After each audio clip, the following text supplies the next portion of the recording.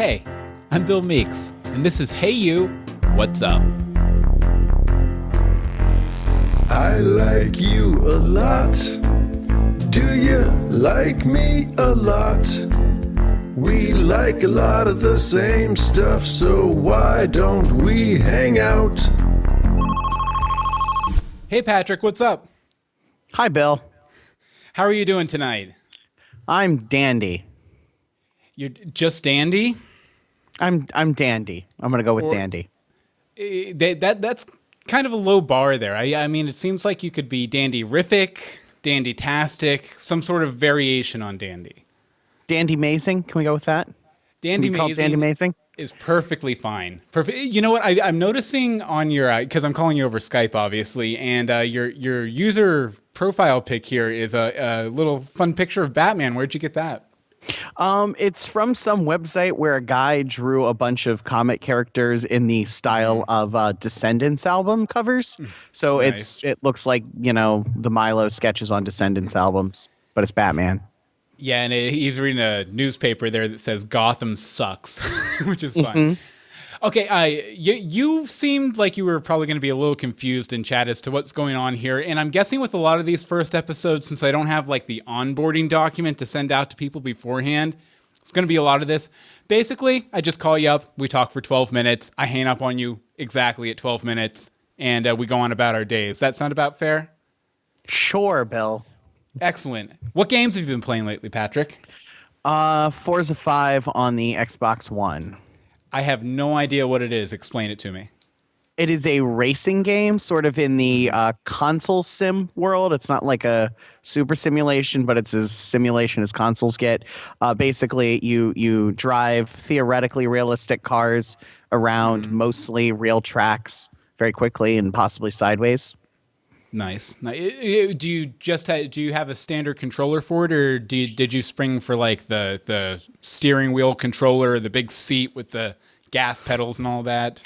I kind of prefer controllers almost because I find wheels like so difficult to set up, and people spend literally thousands of dollars on those, racing seat, pedal and wheel setups. And I just want to sit down and race for, a couple of hours on a Tuesday night sometimes. Yeah. I used to know a guy that had like a setup with two of those chairs with the gas pedals and the steering wheels and everything, and then a big like 15-foot wide like projection screen in his living room with like the full stereo system and everything going on. And I never really played. I just sat back on the couch while everyone else played and drank beer. But it was cool though, because it was like, and this was probably like a generation of game consoles ago, but it seemed really, really real.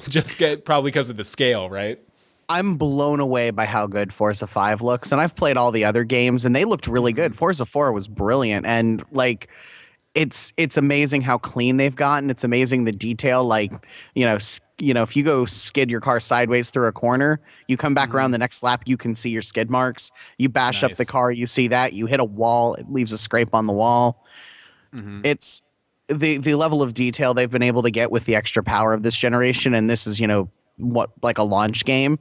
Imagine what the next one will be in the 1 and 2 years. It's it's incredible what one generation will do, and I'm a PC gaming snob generally, but it's amazing how close to a current gaming rig you are with a console. And I mean, they can do some crazy stuff with mods too. Like I know some of the stuff I've seen from like GTA 4, where they've done some graphical mods and stuff. It's basically photorealistic. I've heard your computer will catch fire if you run these mods, but just like completely photorealistic, and it reminds me of like back when I was in college and everything. Like I worked at this little theater out in West Virginia called the Brook Hills Playhouse, and we had a little trailer out back where we'd go and play like a GameCube and PlayStation 2 games, and those were the new hotness then. And we were just sitting there like, man, won't it be great in like 10 years and we'll have our virtual reality contact lenses and everything will look like real life and we'll never have to come out of the game world again? Still not quite there yet, unfortunately. The thing is with the whole Oculus Rift and all of the many, new VR things that are happening, we're probably within 10 years of having what movies thought VR would look like 10 years ago.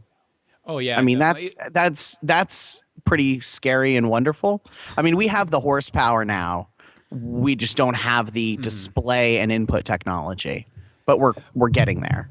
We just need that JFK drive, but for VR instead of actually doing something in the real world. If there was like a VR, like if there was like a Matrix, if there was a real world Matrix, would you enter it? And would it be I've read permanently? Ready Player One, and I'm not so sure I want to. Oh, I never finished Ready Player One. We've talked about this book a couple times before. What specifically are you referring to? There will be spoilers if you don't want spoilers for Ready Player One. I will keep it fairly spoiler free. So Okay. the concept of Ready Player One is if World of Warcraft and Oculus Rift came together to form basically a seamless virtual world, and not But necessarily it a was theme, built by but like a by two dudes, and it was a company that was a big gaming company. Imagine if we'll say for example Bungie, who's one of the bigger but still more or less independent game companies out there, if they just disappeared for a decade right now, they release their whatever their game is called now, and disappeared for a decade and did nothing, but you knew they were working on something, and they came out with essentially a really high quality VR headset, gloves that allowed you to have tactile feedback, and a console, and it had this virtual world on it. Basically, sort of like the idea of Valve Second doing Life. that, by the way. Valve could do it. Someone like that. Someone just disappearing for a decade and then doing that. Valve might, because it's not a third sequel, and they're okay with that. That was a jab. I'm sorry, Gabe. Love you. I'm sure he's listening. I'm sure he is. But create this virtual world that everyone essentially ends up in, and basically you have a world where everyone leaves the real world and enters this virtual one, and you can suspect society kind of collapses, and it's the story of one kid and his adventure through it. And what essentially happens is the guy who creates this world dies and leaves his trillions of dollars as an Easter egg hunt in his virtual world, and the story ensues of all these people trying to chase down the prize, which is essentially unlimited money and ownership of the world. It's just like I didn't like the book. Like I thought it was a little too like I'm a big pop culture guy. It's pop culture. It is intensely Yeah. pop culture, and sometimes to a fault. And I think that was what you ran into with it. I love that stuff, and I understood like that attitude of like knowing absurdly detailed things, like what year a particular Depeche Mode song came out or something. See, like I'm okay with references, especially if they work to a point. But it felt to me like a lot of them were there just to be there, like just kind of woven into the tapestry of the thing without really affecting the way the story went down or coming from the characters necessarily. Which They were references in the way that Tarantino references old film things in his movies. Yeah. It's there because Quentin Tarantino knows it. That is why it was there. And it's not that it ruins the movie or in my mind takes away from it, but it is a thing that you will get if you watch a Tarantino movie. And it's a thing you get in this book. It's just these 80s, very much music and video games, but also TV and movies. But I think music and video games are kind of the two biggies, considering the, Yeah, it has a lot to say, and it also, I think, at least for me, like my big takeaway was the relationships you make online and the people you meet online.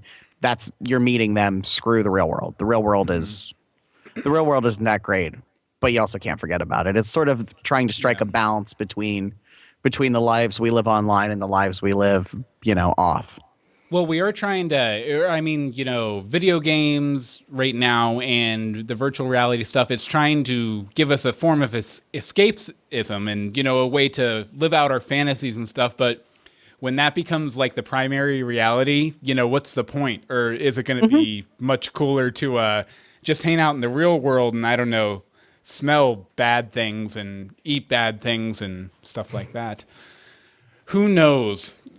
Better people much smarter than us discuss it later on. Patrick, we do have a couple minutes left. I told you I will hang up on you. I definitely will. You would do it anyway. I would. I definitely would. But I like to, around 9 or 10 minutes here, I like to give people a chance to give a real quick plug in for anything they might be doing online that people might want to check out if they want to follow you. I do a podcast sometimes called Record Breakers. I've It's been on it. You have been on it, and you'll be on it again at some point once we Yay. get a thing. Basically, it's a album of the week sort of show. Somebody in the group picks an album. We all listen to it. We commentate on it. We talk about what we liked or didn't like. And our the main event of the evening is we do the haiku review, which is we distill our thoughts down into 575 syllable haiku. Yeah, very, very concise. There's power in conciseness, and the haikus are about as concise as you can get. So check it out on any of your favorite podcast things. It's called Record Breakers. Recordbreakers.com, for Record Breakers on Twitter. The number 4. Very good show. I would recommend the Elvis Costello episode. Was the first one I watched. I watched it. I pulled up the waveform and I watched it as it went, just because I really like the way your voice sounds visually, Patrick. I hate the way it sounds audibly, so visually I'll take. Oh, it's much better visually. If you want, maybe what you should do, go get the waveform for your podcast, print it out, and then try and do it that way. Try and take it in that way. You might like it better. Okay, I'll see if I can. Excellent. I'm glad we've come to that conclusion. I also realized that this second episode I've recorded tonight, and I think this is just going to be my way I book guest appearances on my friend's podcast, because I did that with Joel Duggan a minute ago. Hey, like I said, you are always welcome back. Just bring more weird music that I've not listened to yet, or music I have listened to. It's the whole idea is to discover. Patrick, we got to go. Bye. I like you a lot. Thanks for tuning in to another episode of Hey You What's Up. Want to come on the show? Sign up at heyyouwhatsup.com/letmebeyou. You can follow me on Twitter. I'm at Bill Meeks, and you can find the show at heyyouwhatsup.com. Talk to you later. I like you. I like you a lot.